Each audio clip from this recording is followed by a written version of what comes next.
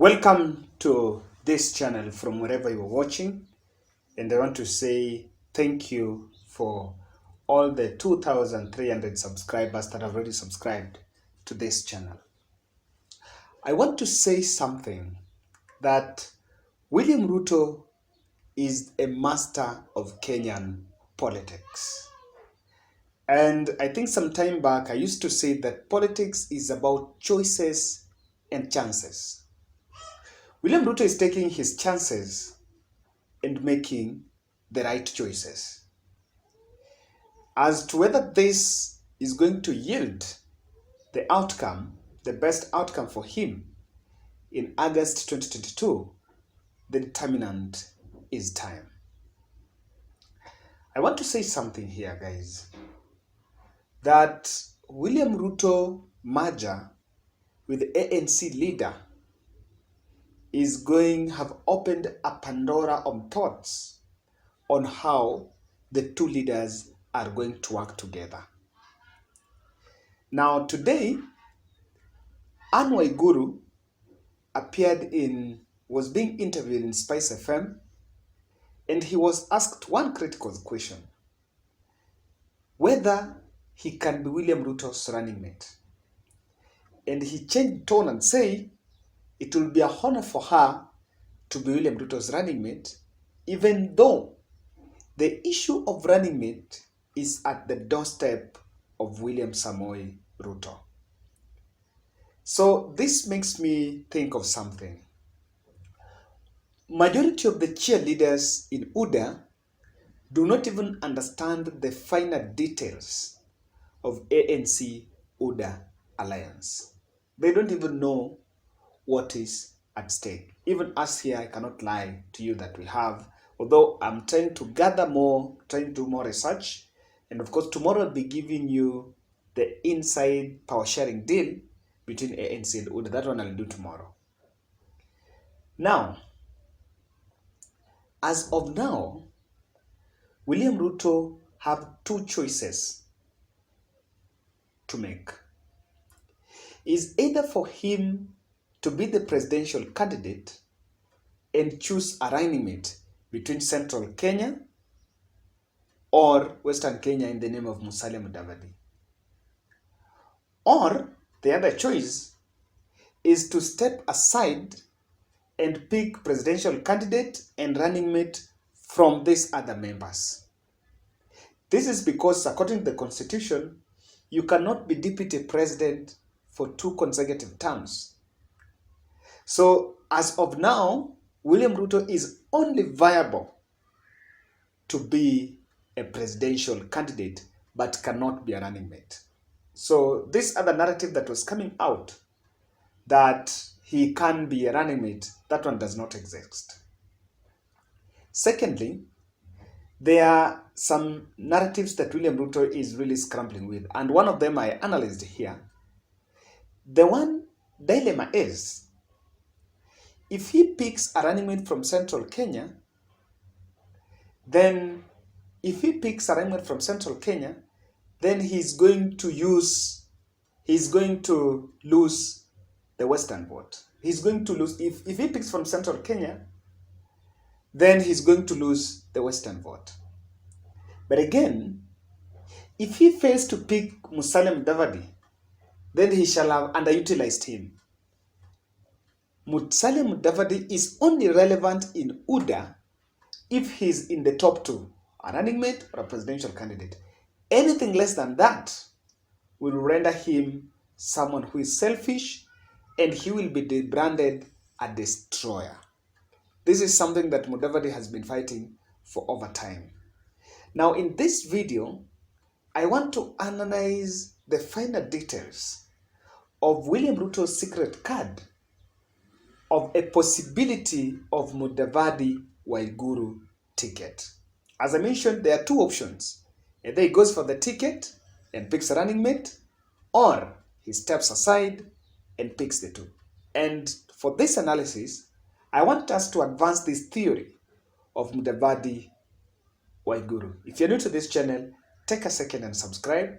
Also, more importantly, give this video a like so that YouTube can suggest our videos, and our videos will highly be rated. So I want to give you time to listen to Ann Waiguru's response to the Runningmate question today, the 25th of January, when he was being interviewed at Spice FM. What I know, because from the discussions and conversations, is that the decision on who will be the running mate is the decision of one William Samoei Ruto. And everybody respects that. He has told them, if there's anything that you will allow me to do, is that I will choose my running mate. The only thing that we are expecting is on the issue of where does that running mate come from. And I think the conversation and agreement so far has been that that person will come from the Mount Kenya region. With the Mount Kenya region, then you are in the running to be picked as a running mate. Would you hope that it was you? Okay, I think it's a great honor. It would be a great honor to be picked as running mate for the UDA party. If you listen to that interview, there is something that is very clear there. One, that William Ruto is managing this alliance, and William Ruto knows everything. So I want us to advance this theory. What are some of the scenarios that can prompt or that can coerce William Ruto to say Mudavadi Waiguru Tosha? Or in other terms, what can make him step down? The first reason, William Ruto can sense defeat by Raila Odinga's side. And if he senses that, because William Ruto has been in government, they formed the Jubilee government in 2013. He knows how government is run. He knows how the government is formed. And he also understands the transition. If you look at the transition now, in 2002, the Moi transition to Kibaki, I think I was still in primary school. But the lines were drawn. It was a time to end the Moi era, and everyone was against Moi. That was different. In 2013, there was not more of clamor for change, but I think it was just like, okay, President Moi Kibaki's term was coming to an end because he could not serve more than 2 terms, the same as 2022. So the 2022 transition, there is no clamor for change. All these issues of economic recovery, and these issues about, I think they're calling it the call for economic change. This is just political euphoria. But the issue is really Uhuru Kenyatta's time is coming to an end. Now, one thing that William Ruto could sense defeat and say that instead of going to the ballot and now losing so that he start getting the I lost it tag, he could front Mudavadi and Waiguru. Then in the event that they lose, he positions himself for 2027. This will be his narrative, that after serving as a deputy president, I worked with Central Kenya and I gave you guys a running mate. I supported Musalia Mudavadi, so I'm not a selfish leader. His strategy with that would be to make sure that if these fellas lose, then he now emerges from behind and starts campaigning immediately after August 2022. Then with that, he's also going to make sure that he clinches the seat in 2027. Now, one thing that could also make him go that is to avoid direct confrontation with Uhuru Kenyatta. Interestingly, Uhuru Kenyatta can hit the road, and according to, I think, a report that was published in People Daily, Uhuru Kenyatta is supposed to do a Thanksgiving tour, the whole country. That is just campaigning. It's nothing like a Thanksgiving tour. Uhuru was elected in 2017. Is it now that he wants to thank Kenyans for voting him? So if Ruto realizes that he's going to face head-on with President Uhuru Kenyatta, he can hold, anaweza kunja makucha, and now front these fellas to face off with Uhuru Kenyatta. The reason why he can avoid this confrontation is because that can demolish him. When he goes personal, when he goes on direct confrontation with President Uhuru Kenyatta, this is what can happen. In the event that Uhuru wins, Uhuru and Raila wins the next general election, it is going to perpetuate the animosity between the two of them, and that government that may be formed will continue harassing him and making sure that he is subdued. So for him to avoid that direct animosity with President Uhuru Kenyatta, he confront these two other fellas. That is second reason. That is my second theory that can prompt that for him to support these fellas. My other third theory on William Ruto to just sit back is to wait for what is happening in ICC. I think the ICC issue is under the bed, but it is something that his cases were vacated, not terminated. And William Ruto knows that somewhere someone can press a button and the ICC issue can come back to haunt him. Just the same way in the 2013, it was a big issue whether they were going to vie or not. And they at some point they wanted to shelve from Mudavadi.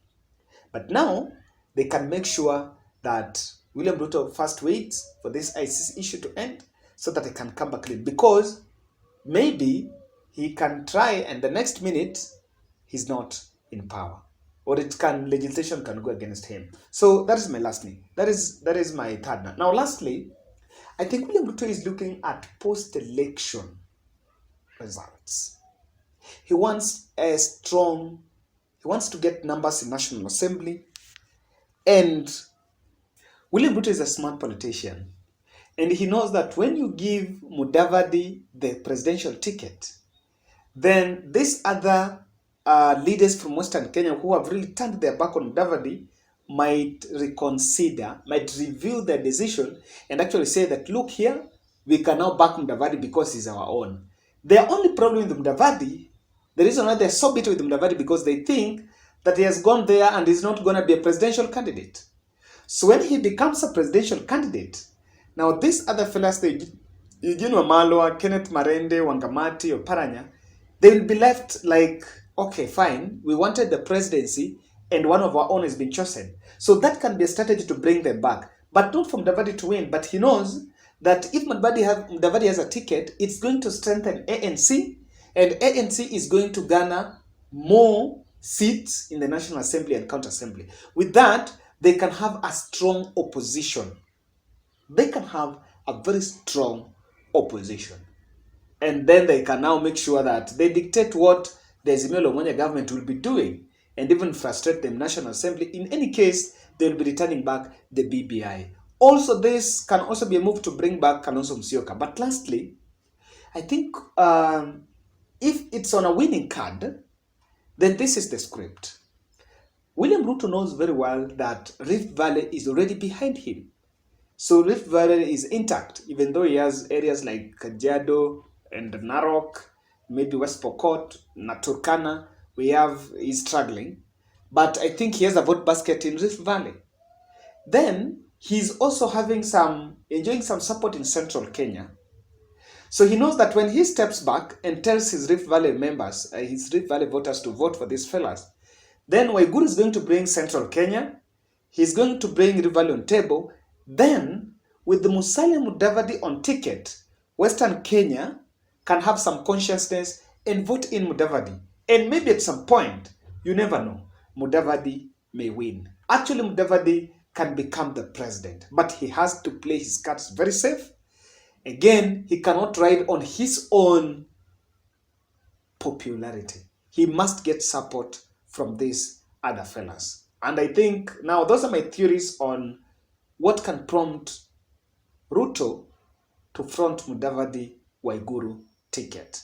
I think Waiguru have said that she's going to defend her seat, but I know when call to be a running mate comes, she can say, okay, fine, let me not fight with Ngirishi, let me go to the national politics. So guys, that's my analysis, and thank you very much for subscribing, and please make sure you continue subscribing. My shout out today goes to one and only one person. Let me say, okay, fine.